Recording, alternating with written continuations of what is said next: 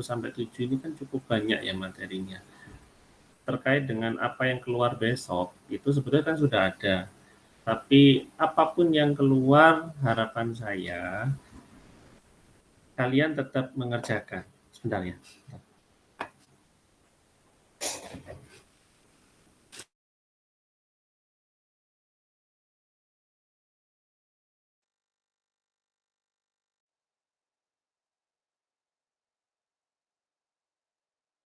Lagi ya. Jadi untuk apa namanya? Apapun soal yang keluar besok gitu ya. Itu harapan saya kalian tetap mengerjakan soal tersebut. Jadi nantinya tolong dikerjakan semaksimal mungkin. Terkait dengan penilaian nanti saya akan kalaupun memang kalian nggak bisa mengerjakan gitu ya. Tapi bisa, saya yakin bisa kok gitu. Cuman ada latihan soal yang hari ini akan juga saya saya bahas. Itu harapannya kalian belajar lah tentunya ya. Besok kita UAS jam berapa? Pagi, Pak. 7:30, Pak. 7:30 pagi ya? Iya, Pak. Oh, ya nggak apa-apa. Harus semangat, tetap semangat. Saya rasa bisa kok. Mudah-mudahan kalau kalian masuk TI ini sebetulnya basic kemampuannya ya harusnya bisa sih. Cuman memang mungkin agak kaget. Mungkin kalaupun misalnya lupa kok nggak sesuai dengan ini gitu misalnya. Tolong dikerjakan semaksimal mungkin dan memang belajar intinya gitu ya. Besok saya yang jaga kok. Udah langsung saya sebutkan aja biar kalian juga ayem gitu ya. Dalam arti ternyata Pak Lembet sendiri yang jaga, sehingga kalau kalian ada pertanyaan atau apapun kan saya bisa dalam tanda kutip bisa pandu gitu ya, sehingga kalian bisa lebih komunikasinya dengan saya pun juga lebih mudah seperti itu gitu ya. Ya bentar saya coba share materi gitu.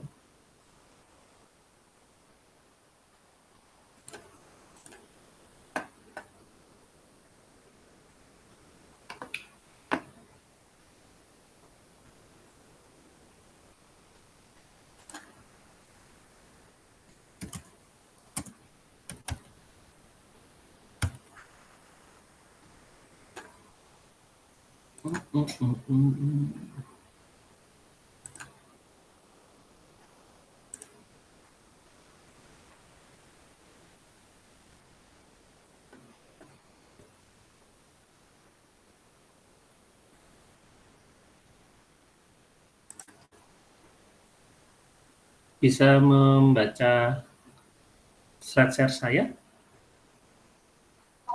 Bisa ya? Bisa, Pak. Oke. Jadi bahasan kita hari ini terkait dengan behavior of profit maximizing firms. Dalam hal ini terkait dengan production process tentunya. Ya, kalau kita berbicara konsep dari suatu proses produksi gitu ya. Tentunya ya yang namanya perusahaan juga pasti berusaha untuk memaksimalkan profit yang dia punya seperti itu. Dengan harapan ya profitnya semakin tinggi juga tentunya akan semakin menguntungkan perusahaan sehingga dia bisa segera PEP, sehingga dia banyak hal gitu ya ketika mereka bisa memaksimalkan yang namanya profit. Nah, dalam hal ini yang kita bahas itu memang terkait dengan produksi gitu ya. Dimana ketika kita berbicara masalah produksi, ada hal penting di sana merupakan sebuah proses gitu ya, di mana input itu bisa jadi digabungkan, jadi bisa dicombine gitu ya. Tentunya kan produksi seperti itu. Kalau kita buat nasi goreng, misalnya contoh sederhana, saya pakai contoh itu memang bukan contoh-contoh yang terlalu rumit gitu ya di pasar gitu. Ketika kita punya unit usaha, katakanlah punya restoran gitu misalnya, ada menu salah satunya adalah nasi goreng. Ketika kita bicara nasi goreng, berarti di situ ada proses. di mana proses itu sendiri merupakan proses pengkombinasian, bagaimana mengkombinasikan yang namanya input, seperti itu. Input itu dikombinasikan, kemudian diubah, transform, gitu ya, yang nantinya berubah menjadi sebuah output. Ada combine antara apa? Macam-macam. Nasi goreng pasti ada beras, ada nasi dan telur katakanlah, dan ayam gitu misalnya. Apakah ada combine? Ya pasti itu kombinasi dari antara ketiganya misalnya. Ditambah dengan rempah dan sebagainya. Kemudian transform seperti apa? Dalam arti udah pasti transform, tadinya dia beras dimasak menjadi nasi, dimasak lagi, diolah lagi menjadi nasi goreng, katakanlah semacam itu. Jadi gambaran terkait dengan produksi memang seperti itu, dan itu biasa dilakukan di rumah tangga sebetulnya ataupun di perusahaan. Nah, terkait dengan produksi itu sendiri, perusahaan itu adalah satu organisasi gitu ya, di mana mereka berawal dari sekelompok orang ataupun individu ataupun kelompok yang memutuskan untuk memproduksi suatu barang maupun jasa untuk memenuhi permintaan. Itulah yang dinamakan dengan perusahaan itu sendiri, firms. Di mana pada dasarnya yang namanya usaha itu pasti pengen untuk mencari profit, seperti itu. Dan produksi itu sebetulnya juga ya akan dilakukan oleh perusahaan itu sendiri untuk mencapai profit mereka, semacam itu. Nah, dari sini ketika kita berbicara perfect competition gitu ya, persaingan sempurna, ya tentunya banyak perusahaan. Kemudian dari banyak perusahaan itu, baik yang kecil maupun yang besar. Oh, mohon maaf, kalau untuk materi ini sepertinya sudah saya sampaikan atau belum?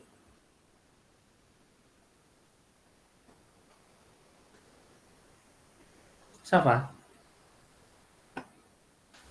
Belum sih Pak, Belum ya? saya belum. Belum ya? Oh oke, ya sudah, saya lanjut lagi ya. Saya ingat-ingat kalau tema terkait dengan pasar persaingan sempurna itu kan, seingat saya, sebentar, harusnya ini, oh iya belum. Saya kan golong 1, pertemuannya 1, 2, 3. Oh iya benar, ya hari ini 1 ini. Plus nanti ada 1 materi yang mungkin bisa dibaca untuk pengayaan gitu ya.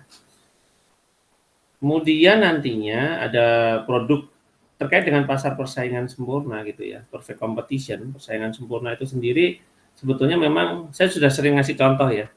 Dalam satu deret, misalnya katakanlah punya unit bisnis, misalnya kalian tahu pusat oleh-oleh misalnya, katakanlah di sana gitu. Itu semua satu deret kan semua jual keripik tempe semua kan, semacam itu. Misalnya kalau di Batu ataupun di dekat mana ini, arah Karanglo ya, itu. Kalau misal dari Belimbing ke arah utara itu ke Karanglo, kalian di sana pasti jumpai itu apa namanya, pedagang apel gitu ya, oleh-oleh keripik apel ataupun buah apel itu sendiri, apel Malang misalnya.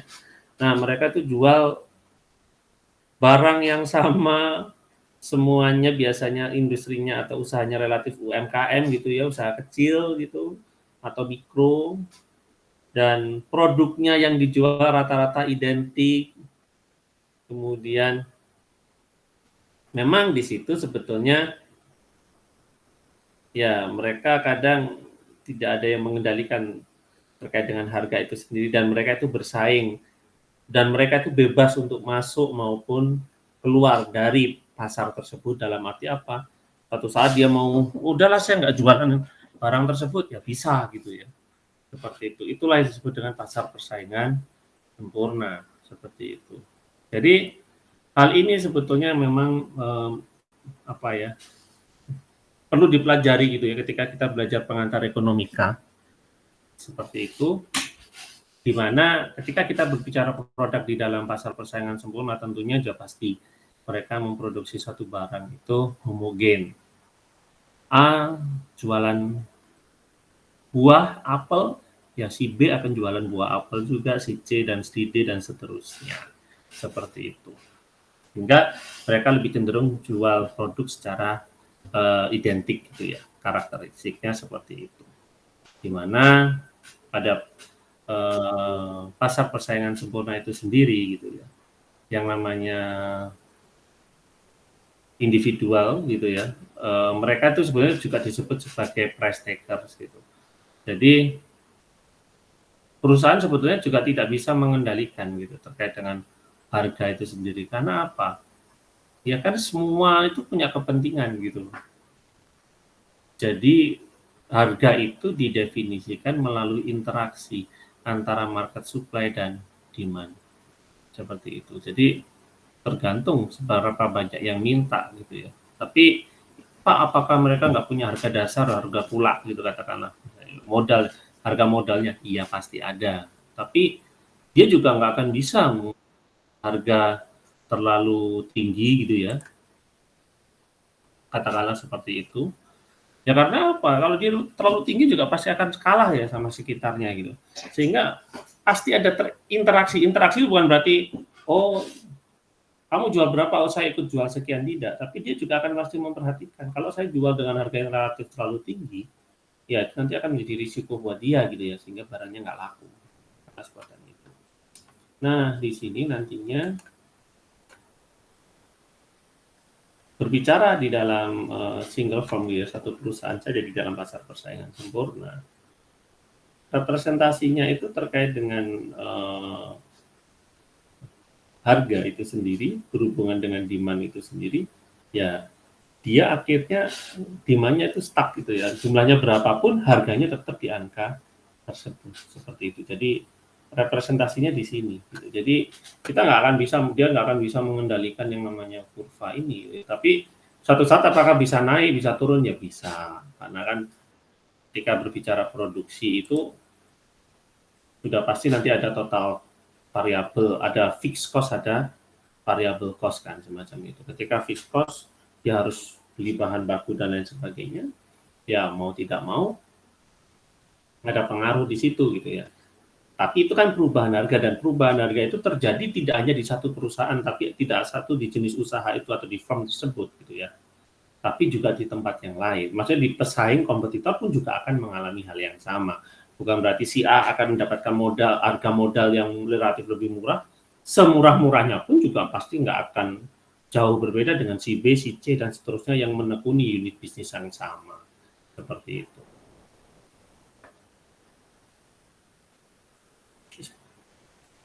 Nah, selanjutnya, di sini dengan demikian, ya ada 3 keputusan gitu ya, yang harus ditanyakan gitu ya sebenarnya. Ada 3 pertanyaan gitu terkait dengan perilaku profit maximizing firms gitu ya. Dalam hal ini yang pertama adalah seberapa banyak sih output yang bisa disuplai. Kalau Anda punya usaha kan berarti seperti itu. Kapasitas Anda berapa yang bisa disediakan? Berapa kapasitas produksinya? Kemudian biasanya dengan memaksimalkan profit, biasanya kita juga bertanya, ketika kita melakukan produksi itu, teknologi apa yang kita gunakan? Kemudian berikutnya adalah terkait dengan input maupun kaitannya dengan teknologi itu sendiri, sehingga inputnya itu berapa banyak. Karena kita punya teknologi, kita pengen produksi banyak, tapi kalau inputnya nggak cukup ya sama saja, bahan bakunya nggak ada ya sama saja, semacam itu. Sehingga hal ini pun juga menjadi latar belakang seperti itu untuk memastikan bahwa yang namanya supply itu sendiri bisa terkendali gitu ya. At least kita punya teknologi, tapi kalau tidak ada input, tidak ada supplier, dalam arti buat kita sebagai seorang manufacturing, kita sebagai produsen tapi kita nggak ada suplai bahan baku, ya sama saja juga bohong. Otomatis kita nggak bisa membuat produk tersebut, semacam itu. Sehingga ya perlu adanya perhatian yang memang menjadi concern, di mana seberapa mampu kita seberapa mampu kita menghasilkan output semacam itu. Karena output kita itu bisa kita hasilkan sangat bergantung dari input. McD katakanlah, mereka tetap bisa jual dalam jumlah banyak, itu karena apa? Dia pasti punya input yang Wah, banyak, besar gitu kan. Suppliernya pasti besar gitu. Karena dia sudah mempertimbangkan dia harus punya berapa supplier untuk mendukung unit usahanya. Supaya apa? Dia bisa memaksimalkan profit gitu loh. Kalau tanpa itu ya sulit seperti itu. Saya lanjutkan ya. Nah, sehingga dari sini kita tahu bahwa ketika kita berbicara profit gitu ya. Profit itu sebetulnya kan selisih dari revenue dan total cost. Kita jualan katakanlah satu unit 1.200, jualannya 1.000 unit, $1.200 misalnya katakanlah. Kemudian kita jual 1.000 unit, berarti kan kita dapat 12 juta dolar. Tapi total cost-nya hanya 10 juta. Berarti kan economic profit atau profitnya kan kita tinggal kurangkan. Selisih dari total cost dan total revenue. Seperti itu. Sehingga total revenue-nya ini adalah jumlah dari produk itu sendiri yang dijual. Kemudian total cost atau total economic cost itu adalah total dari out of pocket cost-nya itu sendiri, normal rate of return on capital. Karena apa? Ya, modal kita kan sebetulnya. Kemudian opportunity cost di dalam setiap faktor produksi. Bisa dikatakan seperti itu. Sehingga apa sih sebetulnya normal rate of return, NRR ya? Itu adalah rate of return on capital. Jadi harapannya di sini kita bisa mengetahui modal yang memang kita butuhkan untuk bisa kita kembalikan semacam itu. Karena memang harapannya ketika kita berbicara modal, kita juga harus memperhitungkan yang namanya interest rate. Karena pada dasarnya misalnya kalian punya modal yang harus diinvestasikan. Dan itu kan nanti harus kembali. Ya tentunya ketika kita investasi, ya kita harus memperhatikan interest rate. Kalian misalnya punya modal 10 juta sekarang misalnya, terus dipakai bisnis gitu katakanlah. Tapi nanti 1 tahun lagi baliknya 10 juta. Itu untung atau rugi? Mas seperti misalnya, kita acak aja. Amar Faras, apakah memonitor? Enggak, yang lain. Siapa ini? Mas Noval, enggak monitor juga. Ya Pak. Kira-kira pertanyaan saya tadi masih ingat kan? Dari misalnya kita punya uang 10 juta sekarang, diinvestasikan, nanti apa namanya, tahun depan dikembalikan lagi 10 juta lagi. Itu untung atau rugi? Menurut saya itu untung Pak. Hah? Rugi. Untung. Kamu investasikan 10 juta, tahun depan balik lagi modalmu 10 juta lagi. Oh rugi Pak, rugi. Hah? Rugi. Kan balik 10 juta Mas. Iya, tapi kan udah setahun, udah lama kan? Terus? Ya, seperti itu Pak. Loh, udah lama kenapa emang? Pak izin menjawab Pak, tadi saya mikir dulu. Gimana Mas Faras? Kalau menurut saya tergantung Pak. Kalau misalnya kita investasikan 10 jutanya itu dalam bentuk barang kayak misalnya emas, kemungkinan kamu pakai emas usaha kan dulu sebentar. Uangmu itu kamu masukkan ke usaha, misalnya buat nambah modal gitu katakanlah. Jadi misalnya kalian punya usaha apa misalnya kayak, dan anggap aja usaha-usaha buat but kecil gitulah, jual apa gitu misalnya. Dimasukkan 10 juta. Nanti tahun depan dikembalikan lagi 10 juta dalam bisnis tersebut. Itu untung atau rugi?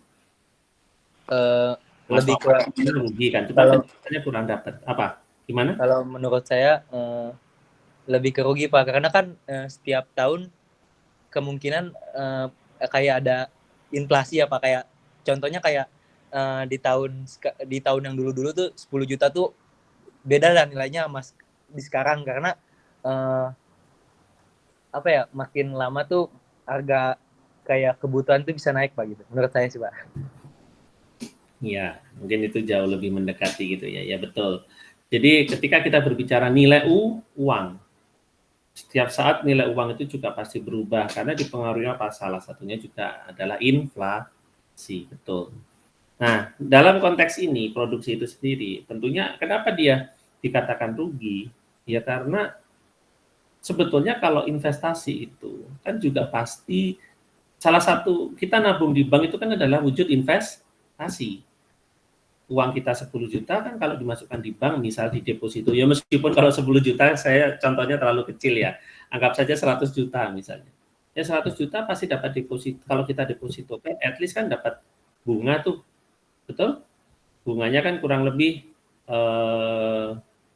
katakanlah 3% gitu kalau bagus gitu.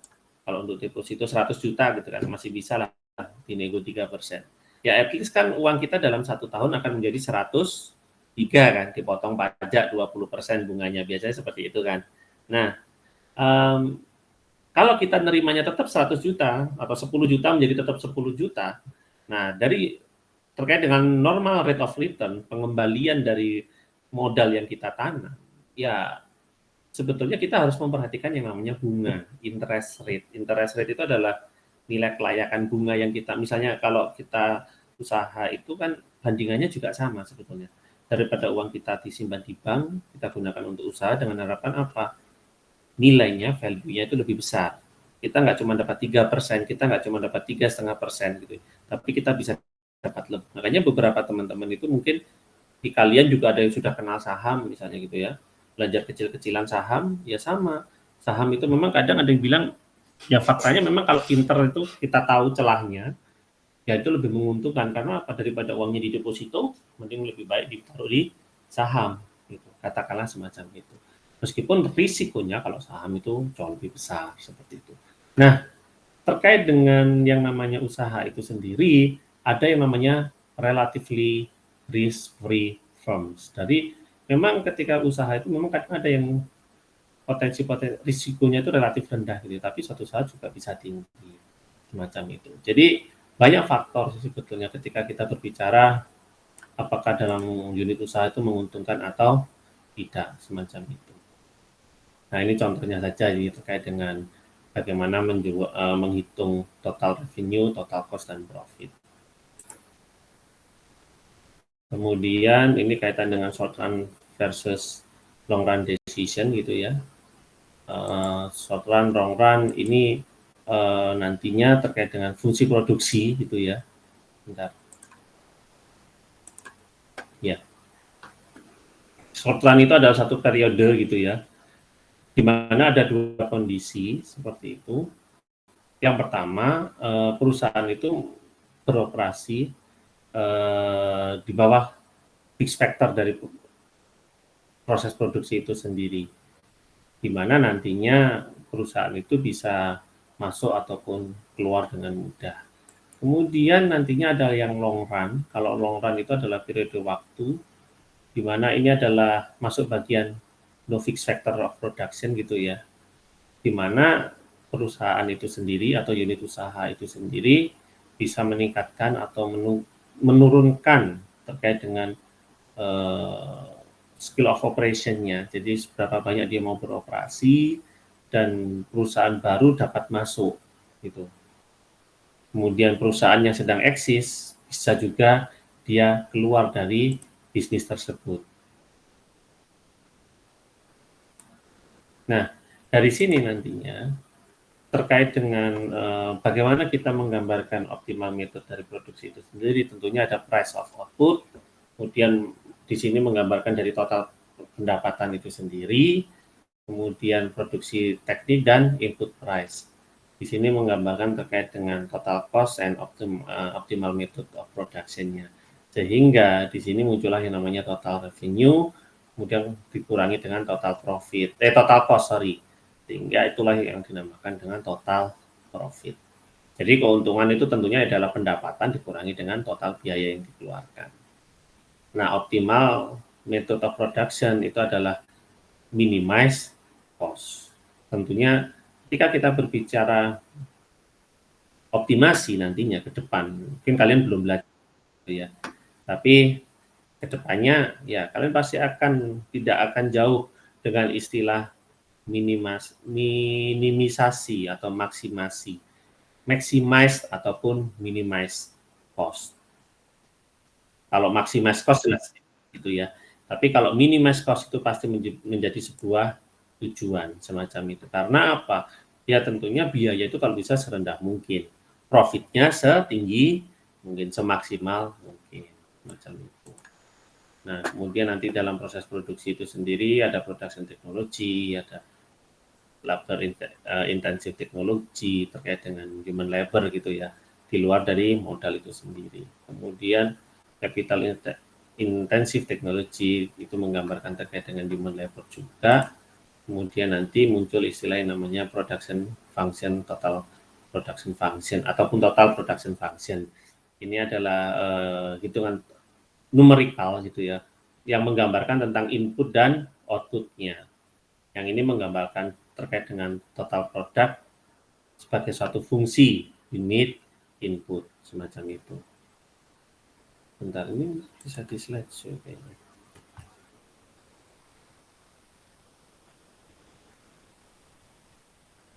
Ini aja. Nah, nantinya ada istilah yang biasa disebut dengan marginal product ataupun average product. Kalau marginal product itu adalah perubahan jumlah produk kemudian dibagi dengan perubahan labor yang digunakan gitu ya dalam unit itu sendiri. Kemudian ada average product, rata-rata produk adalah total produk dibagi dengan total unit of labor. Seberapa banyak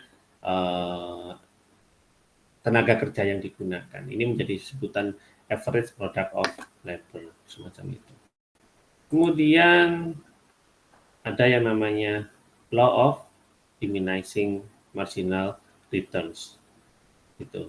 Ketika kita menambah unit dalam satu variabel input, akan menambahkan tentunya input tetapnya juga akan bertambah. Kemudian marginal product dari variabel input itu akan cenderung turun gitu ya. Jadi pasti ada hubungan sebab akibatnya di dalam penambahan unit seperti itu. Sehingga gambarannya akan semacam ini. Jadi misalnya sebagai contoh, labornya 0, kemudian total produknya 0. Tapi kalau ada satu labor, dia bisa menghasilkan produknya 10. Sehingga marginalnya selisihnya kan 10, ya 10 kurangi 0. Average product labornya juga tetap 10. Tapi suatu saat labor unitnya ada 2, yang bisa diproduksi ternyata 25. Marginalnya berapa? 25 dikurangi 10. Kemudian di sini misal selisihnya kan 25 kurangi 10, maka di sini adalah marginal produknya adalah 15. Kemudian 15 dibagi dengan 2, ketemulah 12,5 macam itu. Dan seterusnya seperti itu. Jadi terkait dengan fungsinya, ya dia pasti bentuknya seperti ini. Dia terkait dengan total produk dibagikan dengan jumlah employee akan naik gitu ya namanya. Tapi ternyata ketika kita membandingkan marginal product dengan number of employee, itu awalnya naik tapi ternyata kurvanya dia akan turun. Akan 0 akhirnya ke depannya semacam itu. Kemudian output, nah ya sama sih sebetulnya gitu ya. Ini gambaran aja bandingan antara output terkait dengan total average and marginal product itu sendiri. Dimana ya di poin A itu sendiri sebentar. Di titik A ini ya sebetulnya. Ini adalah slope gitu ya. Fungsi ketika dia posisinya paling tinggi gitu ya dan kemudian dia turun. Kemudian dari total product function, ya ini hubungan antara total product function dengan marginal product ketika dia marginal produknya tinggi. Kemudian untuk poin C, ini adalah satu kondisi total product maksimum dengan slope tersebut menunjukkan total product function itu 0, 0, dengan marginal product yang bersinggungan dengan horizontal aksisnya. Semacam itu. Ini juga contoh gambaran saja terkait dengan total average and marginal product. Ini gambaran yang A, kondisi yang sebelumnya dengan kondisi yang baru. Kemudian ya, seperti itu. Jadi bahasan kita memang sebetulnya kuncinya ada di sini sih sebetulnya awalnya. Jadi ketika kita punya produk lebih banyak, otomatis sebetulnya biasanya kaitan dengan selisihnya, ya otomatis jaraknya itu pasti akan semakin tinggi gitu ya. Semakin rendah begitu. Ketika jumlahnya semakin banyak, ya marginal produknya juga pasti akan semakin kecil semacam itu. Saya ada sedikit contoh sih. Gitu. Misalnya ini. Bentar. Ini saya stop sharing dulu ya.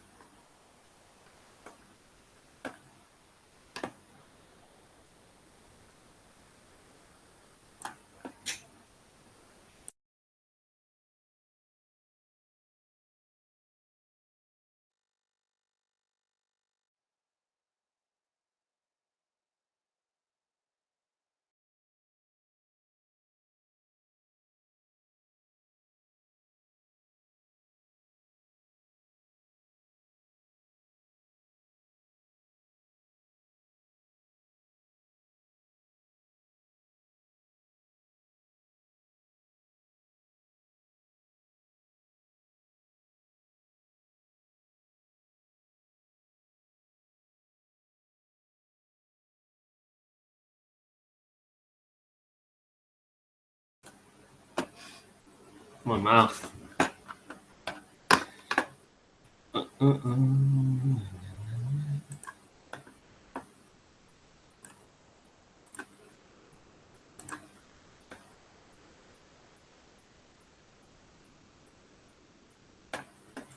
Slide share saya untuk yang Excel bisa terbaca dengan baik atau tidak?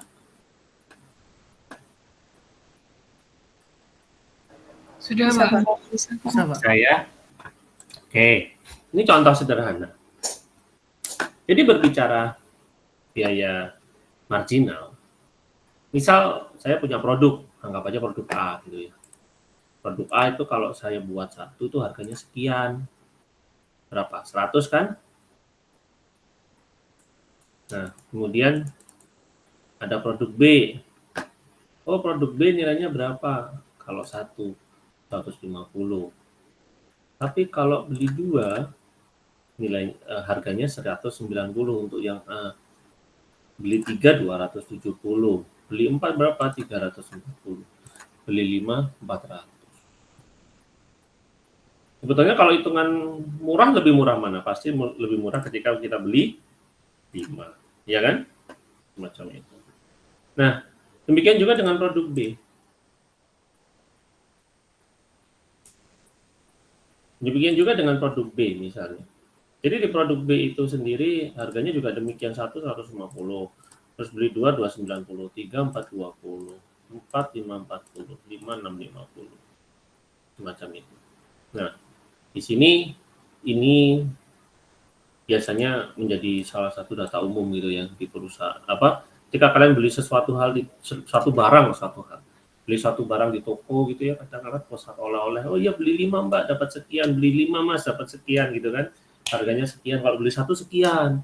Kalian aja 3, kalian aja 4 dan seterusnya. Nah, ketika dengan case yang seperti ini, mau tidak mau kita sebenarnya bisa menghitung marginalnya kan, biaya selisihnya kan, biaya marginal itu. Selisihnya berapa? Marginal utility-nya ini. Kan tadinya harganya 100 tuh ya. Harganya kan 100. Kalau kita beli 1, beli 2, 190 tuh, ya kan? Nah, berarti dari sini kita tahu bahwa itu. Jadi dari 100 kalau untuk marginal utility 1 unit kan 100. Tapi kalau untuk marginal utility berikutnya 190 dikurangi 100, maka nilainya adalah 90. Kalau 3, marginal utility-nya berapa? 270 dikurangi 190, semacam itu. Kemudian yang keempat, marginal utility-nya berapa? 340 dikurangi 270. Kemudian seterusnya 400 dikurangi 3, 40. Ketemulah berapa? 60. Macam itu. Demikian juga untuk produk B. Marginal utility-nya berapa? Ya sudah. Sebenarnya konsepnya kan sama dengan PPT yang saya share tadi. Jadi untuk mempermudah pemahaman bahwa biaya marginal itu memang menjadi salah satu pertimbangan gitu ya di dalam konsep pengantar ilmu ekonomi, di mana ya kita mencoba untuk menghitung gitu ya selisih penambahan gitu ya. Dengan adanya penambahan unit berapa sih selisih kenaikan harganya? Kan semacam itu. Dengan nambah unit kalau Anda beli 4 ternyata naiknya penambahnya cuma 70. Padahal kalau satu aja tadinya 100. Dengan 5 ternyata jadi 60. Betul kan selisihnya, kenaikannya. Padahal awalnya juga harganya dari 100 macam itu. Jadi itu yang harus diperhatikan gitu ya ketika kita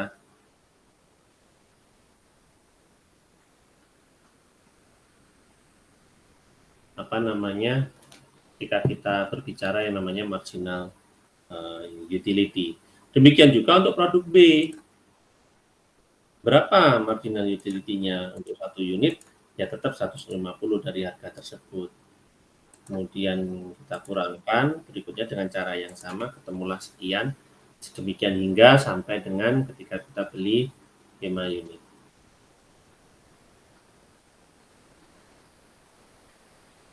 Bentar.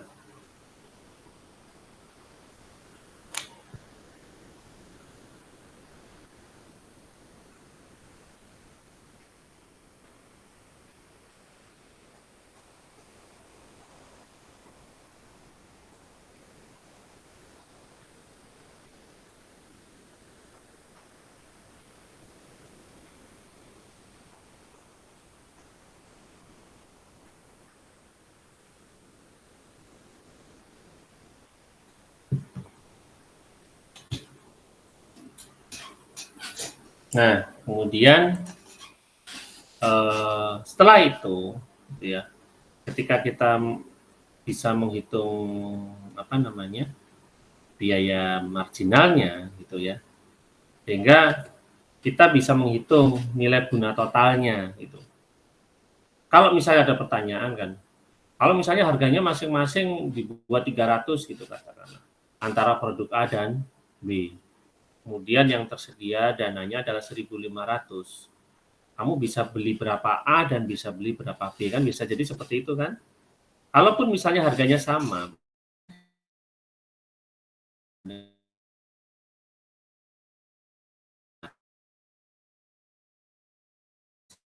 ketika kita mau menghitung B-nya itu sendiri kan sebetulnya adalah 1.500 itu sendiri dikurangi dengan 300 dari nilai A, berapa banyak A, dan 300 untuk masing-masing B kan, untuk unit B itu sendiri berapa kan, seperti itu.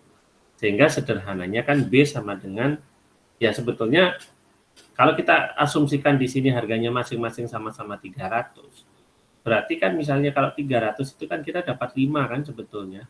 Berarti kalau kita beli yang 15, otomatis jika A-nya kita beli 5, maka B-nya adalah 0, betul? Kalau A-nya kita beli 4, berarti B-nya kita beli 1. Sampai di sini logikanya paham kan? Paham, Pak. Paham kan ya. Sehingga kan nantinya produk A misalnya katakanlah.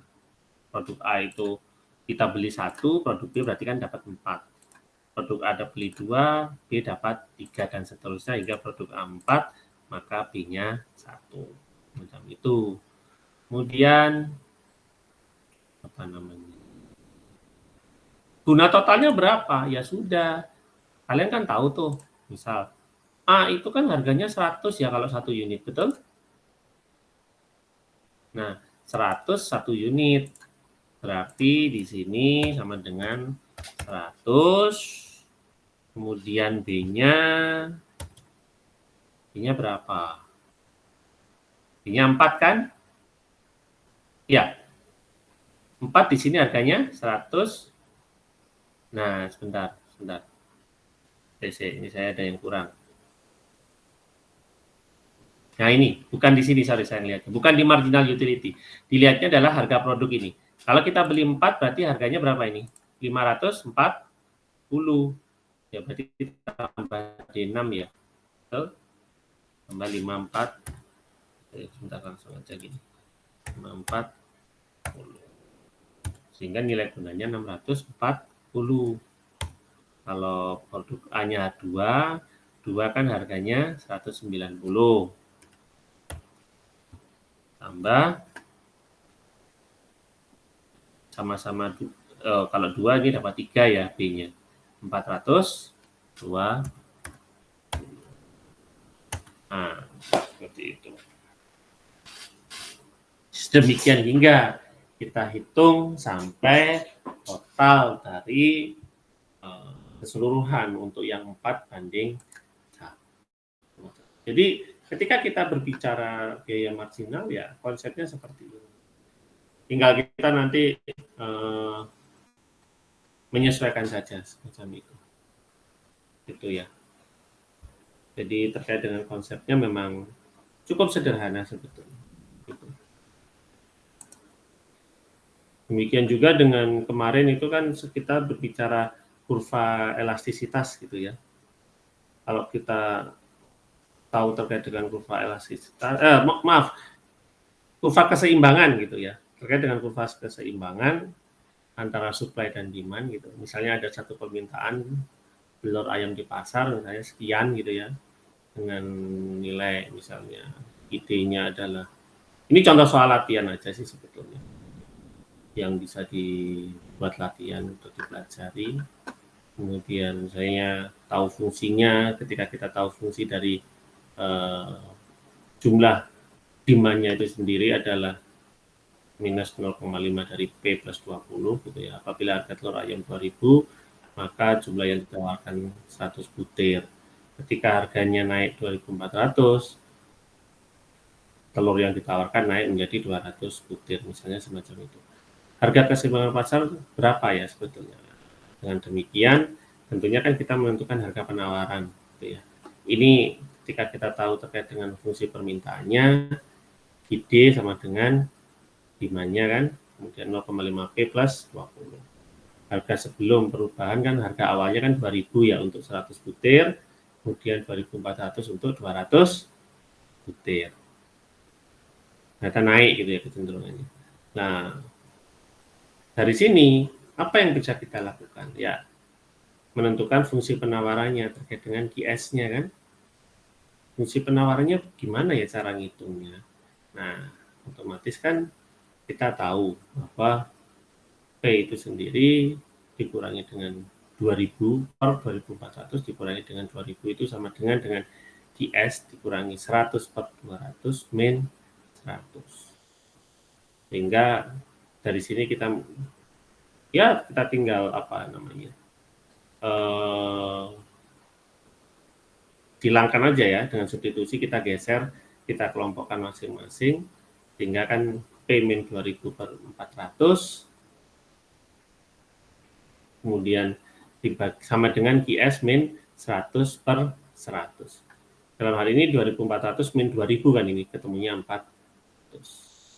Jadi dari formula ini ya kita bisa buat turunannya jadi seperti ini. Jadi 400 dikali dengan QS min 100 kan sama dengan 100 P min 2000. Sedemikian hingga kita tahu, oh ternyata QS 4 QS itu adalah P min 2000 plus 400, berarti kan 4 QS P min 1600, berarti QS-nya adalah P min 1000, P min 1600 dibagi 4, atau sama dengan 1/4 P min 400, semacam itu.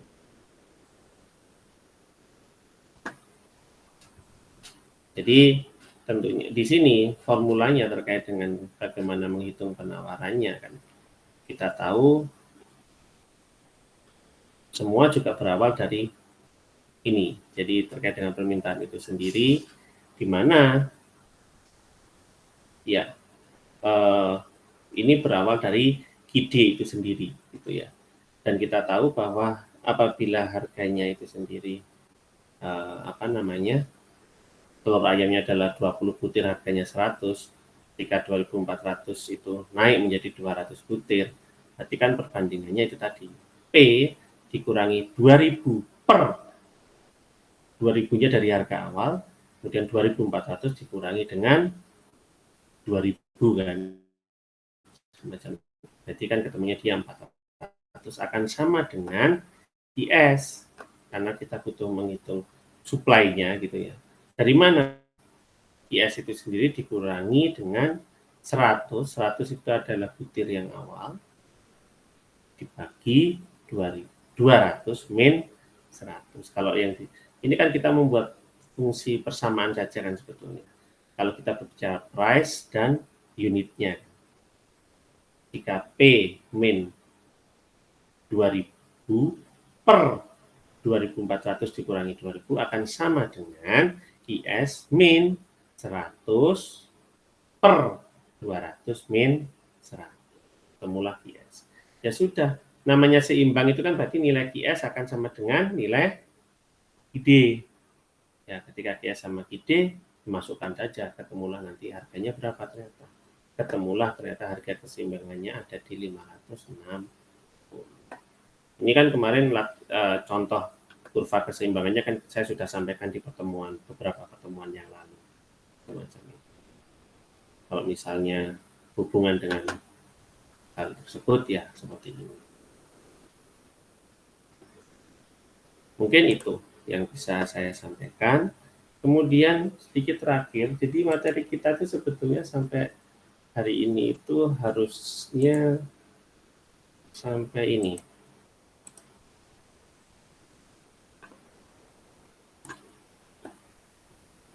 Jadi sampai short run cost and output decision. Gitu ya. Terkait dengan short run cost dan output decision itu terkait dengan quantity output yang bisa diberikan untuk supply gitu ya. Kemudian nantinya semua berdasarkan apa? Tentu semua akan berdasarkan dari price output. Kemudian bagaimana kita memproduksi output, teknik yang digunakan seperti apa? Tentunya berdasarkan teknik produksi yang tersedia. Karena ketika kita berbicara teknik produksi, ya pasti banyak ya, gitu. Katakanlah mau dalam jumlah berapa banyak, gitu. Karena mesinnya juga pasti berbeda, caranya juga pasti berbeda. Kalau permintaannya sedikit, ya kenapa kita harus menggunakan teknologi yang berkapasitas besar, katakanlah semacam itu. Sehingga ini untuk menggambarkan terkait dengan production cost. Kemudian, nah, ada terkait dengan konsep short run gitu ya, di dalam periode itu sendiri ada dua kondisi di mana perusahaan itu beroperasi gitu ya di bawah yang namanya fixed scale of production. Ada faktor-faktor yang sifatnya tetap gitu ya, karena fixed cost itu nanti kan juga pasti akan muncul. Kemudian berikutnya ya perusahaan akan punya pilihan dia mau masuk ataupun keluar. Di dalam short run, dalam kondisi short run biasanya semua perusahaan itu punya biaya gitu ya, tentunya yang itu semuanya akan bergantung terhadap output itu sendiri. Inilah yang dinamakan dengan fixed cost. Jadi ketika kita bicara fixed cost, Anda beli barang misalnya atau Anda memproduksi satu barang, pasti ada fixed cost-nya yang muncul. Berapapun yang Anda produksi, Anda mau tidak mau beli alat tersebut satu, semacam itu. Jadi itulah yang dikatakan dengan fixed cost teorinya. Kemudian, nah fixed cost itu sendiri adalah sebetulnya menjadi bagian dari yang namanya total cost. Jadi fixed cost itu sebenarnya isi dari total cost. Selama ini yang kita bahas kan memang total cost-nya berapa. Tapi pada dasarnya ketika kita berbicara total cost, ada yang namanya fixed cost, ada yang namanya variable cost. Jadi istilah itu kalian harus paham. Dan ini nanti akan terpakai terus gitu ya. Nanti semester depan misalnya kalian akan belajar yang namanya analisa biaya atau analisis biaya itu sendiri, itu juga akan ngefek ke sana gitu ya. Jadi Anda harus pahami apa sih sebetulnya dinamakan dengan fixed cost, apa yang dinamakan dengan variable cost. Tidak berhenti di situ, nanti juga ada istilah yang namanya biaya overhead. Nah, tapi bukan untuk sekarang seperti itu ya. Nah, ini konsep yang harus dipahami gitu ya. Sehingga muncullah yang namanya average fixed cost.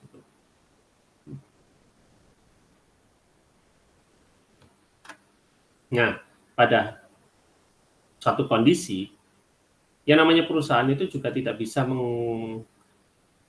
mengkondisikan yang namanya fixed cost gitu ya. Dengan alasan ya kadang ya harganya suatu saat itu naik, tapi kenaikan itu sendiri yang menjadi suatu dampak yang harus ditanggung oleh produsen itu sendiri. Itulah yang dinamakan dengan sunk cost. Jadi dia nggak nyadar sebetulnya kadang suatu saat, oh ternyata harganya naik, tapi dia tidak mencantumkan itu di dalam biaya fixed cost itu sendiri. Ya perubahan-perubahan kondisi tersebut itu yang dinamakan dengan sunk cost, sehingga muncul mau nggak mau gitu. Nah, dari situ nantinya muncullah istilah yang namanya average fixed cost gitu ya. Itu adalah total fixed cost dibagi dengan quantity dari output-nya yang diproduksi, semacam itu. Bentar.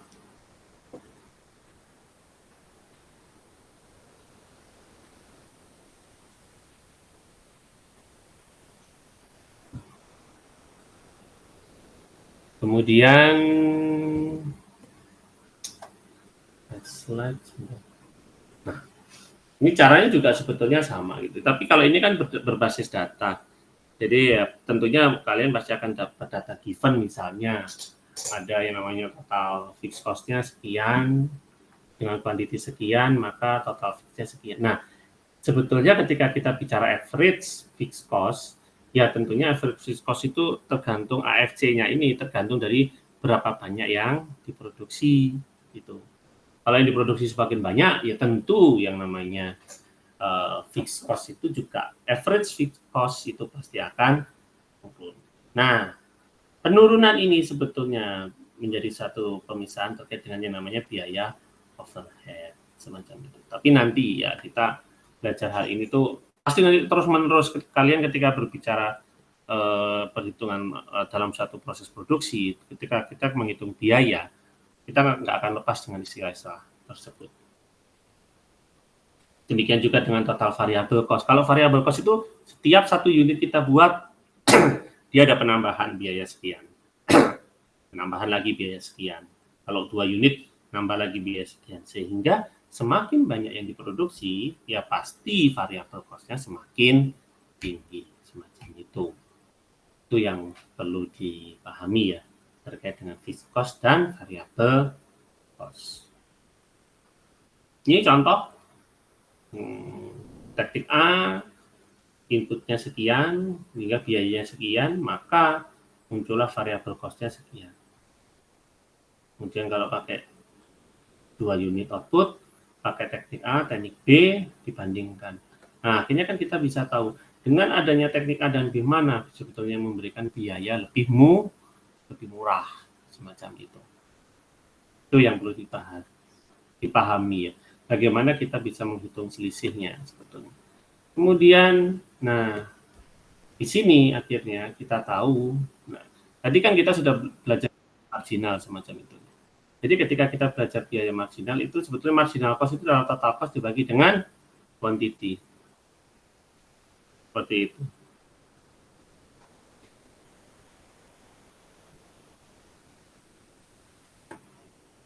Sehingga total variable cost dibagi dengan total quantity itu juga akan setara semacam itu.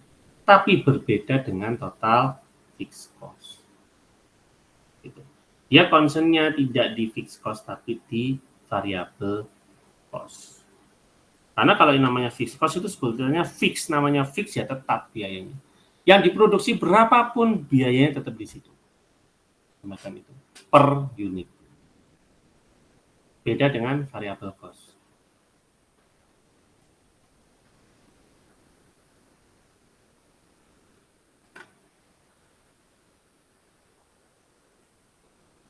Kemudian, nah ini contoh lain, ketika 0 otomatis, tapi ketika 10 di sini 8.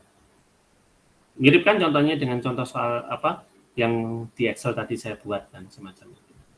Kemudian nanti dari sini marginal cost itu ya punya kurva gitu ya. Bagaimana kita menggambarkan? Kalau ini tinggal gambarkan aja. Misalnya ada output, marginal cost-nya berapa, udah buat grafiknya. Semacam itu. Kemudian ini juga sama, kalau ada total variable cost-nya berapa, unitnya berapa, biayanya di sini, otomatis kan biaya semakin tinggi. Namanya variabel sudah pasti naik, gitu ya. Tapi kalau marginal cost biasanya umumnya bentuknya seperti ini.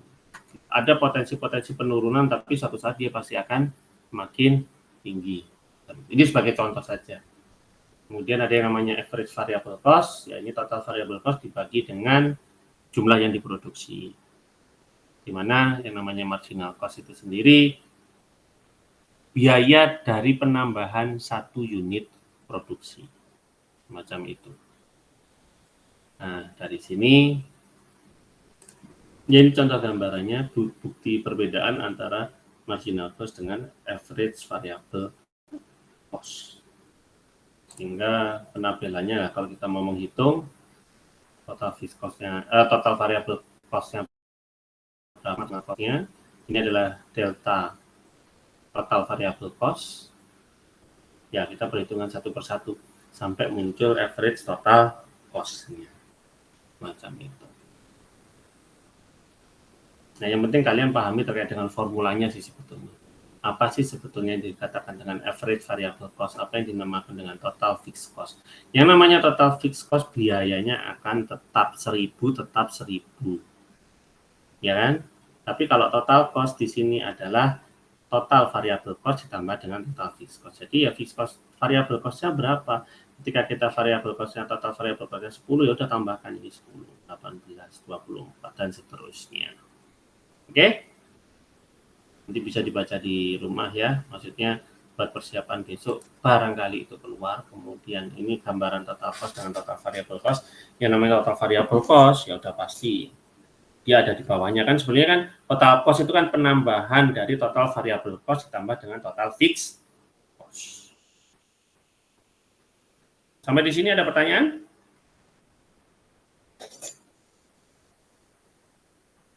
Bisa dipahami?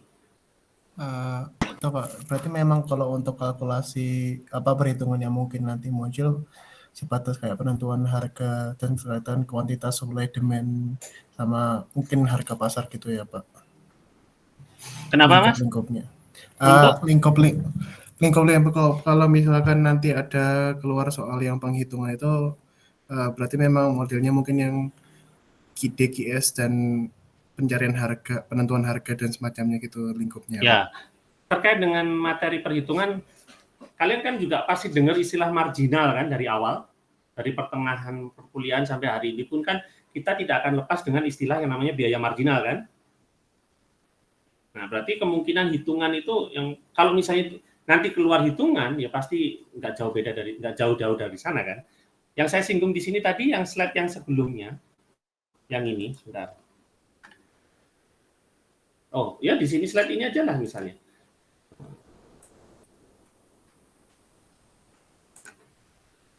Bentar.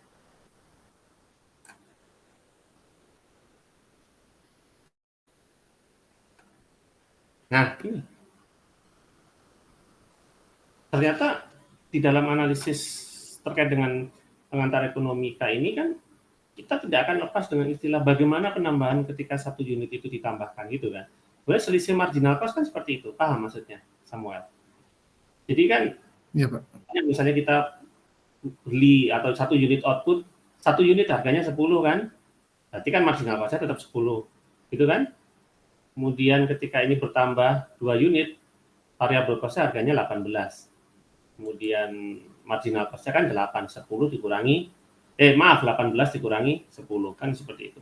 Nah, istilah marginal, ya sebetulnya kalian juga, kalau misalnya keluar ya pasti nggak jauh-jauh dari istilah, apa sih sebetulnya biaya marginal, kan seperti itu. Tidak jauh-jauh dari situ. Bagaimana kita menghitung selisih harga dari penambahan setiap satu unit produksi. Nah, jauh-jauh dari sana pasti kalaupun itu keluar macam itu. Kalau teori ya tentunya dari awal silakan dibaca kembali. Kalaupun itu nantinya ya teorinya memang cukup banyak yang dipelajari kan sebetulnya. Misalnya kita bicara titik equilibrium, keseimbangan antara supply and demand kan seperti itu kan.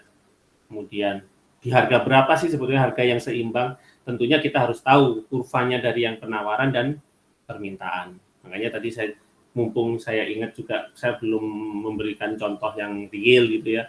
Tadi saya sempat singgung bagaimana menghitungnya misalnya ataupun yang lain. Sampai hari ini bagaimana kita pertimbangkan terkait yang namanya biaya fixed cost, variable cost, dan total. Ya, yang namanya total cost itu adalah bagian dari total fixed cost dan total variable cost. Mungkin itu. Gimana, Mas? Baik Pak, terima kasih Pak. Sudah menjawab Pak. Ya, oke. Ada yang lain? Kalau memang Ini sih Pak, mohon maaf Pak. Kalau boleh tahu kisi-kisi materi untuk UTS besok apa aja Pak? Nah, memang kami tidak pernah memberikan kisi-kisi gitu ya. Cuman pada dasarnya tentunya ada banyak penekanan di saya sih kalau biasanya itu ya. Mana yang kemungkinan keluar, meskipun di sini saya bukan menjadi dosen penanggung jawabnya untuk, maksudnya koordinator bukan ya. Saya bukan dosen koordinatornya untuk mata kuliah ini, tapi saya rasa kalau saya compare sebetulnya ada yang memang sudah pernah saya sampaikan gitu ya. Dalam arti meskipun penekanannya mungkin saya tidak akan menekankan di satu topik gitu aja, tapi apa yang sudah saya sampaikan mudah-mudahan sih sudah masuk gitu. Saya nggak bisa menyampaikan kisi-kisinya apa, gitu. Tapi mudah-mudahan apa yang saya sampaikan setidaknya sudah masuk di dalam bagian dari UTS itu, soal UTS itu. Gitu. Mungkin itu yang bisa. Saya mungkin nggak bisa menyebutkan, oh kisi-kisinya pelajari seperti ini, enggak. Tapi, oh ya saya tanya dulu juga, kalian sempat diskusi atau ngobrol dengan teman-teman kelas lain enggak?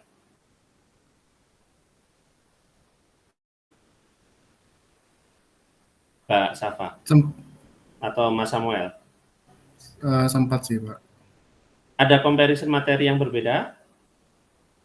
Kalau secara materi ya kurang lebih sama Pak. Memang bahasan ya pengantar ekonomi kan kaitannya ke lingkup pasar dan juga harga gitu. Atau ada latihan soal di kelas lain? Kalau saya sendiri soal latihan soal kurang tahu Pak. Oh, kurang tahu ya. Udahlah, intinya gini, apa yang slide yang saya berikan itu pelajari, apapun itu, ya kita ketemu besok. Gitu. Tapi saya rasa kalian bisa kok mengerjakan itu. Dan itu sudah saya sampaikan, saya singgung, meskipun memang kadang tidak saya singgung secara lebih detail gitu ya. Karena memang materi kita itu cukup banyak sebetulnya, gitu. Sehingga dengan keterbatasan waktu itu mau tidak mau kita tetap harus menyampaikan dengan sebanyak itu, tapi pasti yang keluar ya nggak akan banyak kan gitu. Karena ujian kita kan juga nggak lama ya durasinya, apalagi ini cuma 2 SKS. Kalau kita bicara SKS-nya kan 2 SKS gitu ya. Jadi pasti nanti yang keluar yang general-general saja. Tapi kalaupun memang, wah kok ternyata keluar ini Pak, penting kerjakan. Misalnya menurut kalian, ini kok kita nggak pernah, oh tugas ini nggak ada tugas. Oh ya, kalian itu sudah pernah saya kasih tugas belum? Belum kan? Belum, Pak. Belum ya, Mbak Naila. Oke, terima kasih. Nanti besok deh saya siapkan juga, tapi tidak harus dikumpulkan dalam waktu dekat. Nanti dikumpulkannya setelah Lebaran saja, nggak harus minggu pertama setelah Lebaran, tidak. Nanti bisa kita atur lagi, nanti janjian dengan Mbak Safa sebagai ketua kelas. Itu ya. Iya Pak. Ada pertanyaan? Cukup?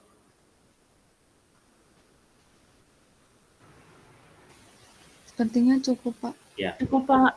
Jangan lupa pelajari apa yang sudah saya sampaikan hari ini. Ya.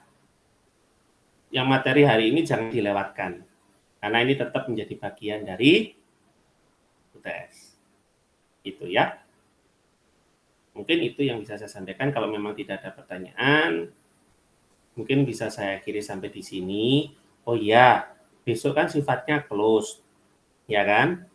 Mohon maaf, merujuk materi, bukan materi ya, merujuk kondisi kemarin, ada teman kalian kan yang kena pelanggaran ya kalau nggak salah, betul? Tanpa menyebut nama. Betul, Pak.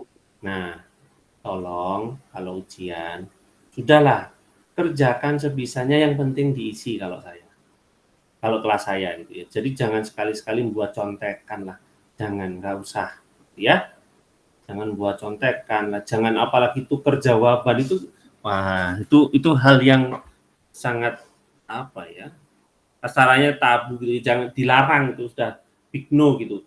Masa anak TI sampai tukeran jawaban, itu kan menurut saya juga kebangetan gitu ya. Ya memang ada yang tengok kanan, tengok kiri, pasti saya tegur aja gitu. Tapi kalau sampai yang kebetulan memang itu bukan saya yang nemuin gitu ya. Tapi saya enggak pingin kelas saya, mahasiswa saya khususnya yang di kelas-kelas saya itu melakukan hal tersebut. Oke? Nggak usah membuat contekan, nggak usah. Dah, bawa alat tulis saja, ujian. Ya namanya tanggung jawab kalian sebagai pelajar kan memang belajar dan memang harus mengikuti ujian. Gitu. Tapi saya rasa ketika kalian mau membaca sedikit aja, menyempatkan waktu untuk baca, harusnya bisa kok. Ya, saya percaya kalian resource-nya kan, ketika kita berbicara bahan baku itu sebenarnya sudah bagus, tinggal bagaimana kalian memoles kemampuan kalian itu selama kuliah di TI ini. Itu ya, kita ketemu besok pagi 7:30, jangan sampai ada yang telat karena waktu UTS-nya tidak terlalu panjang. Kemudian jaga kesehatan juga gitu ya, dan nanti selamat menyongsong lebaran juga. Jadi udahlah, besok kan memang UTS hari terakhir gitu ya, dimaksimalkan bagaimana persiapannya. Gitu. Mungkin itu dari saya. Kalau memang tidak ada yang ditanyakan, mungkin kuliah hari ini. Terima kasih sudah berkenan hadir sampai pukul sekian gitu ya, sampai malam-malam. Tapi mudah-mudahan apa yang dipelajari ini bisa ada manfaatnya dan memang ya yang semoga berkah lah intinya gitu ya. Kita ketemu besok pagi. Saya akhiri sampai di sini. Terima kasih. Selamat malam. Selamat malam, Pak. Terima kasih, Pak. Terima kasih, Pak. Terima kasih, Pak.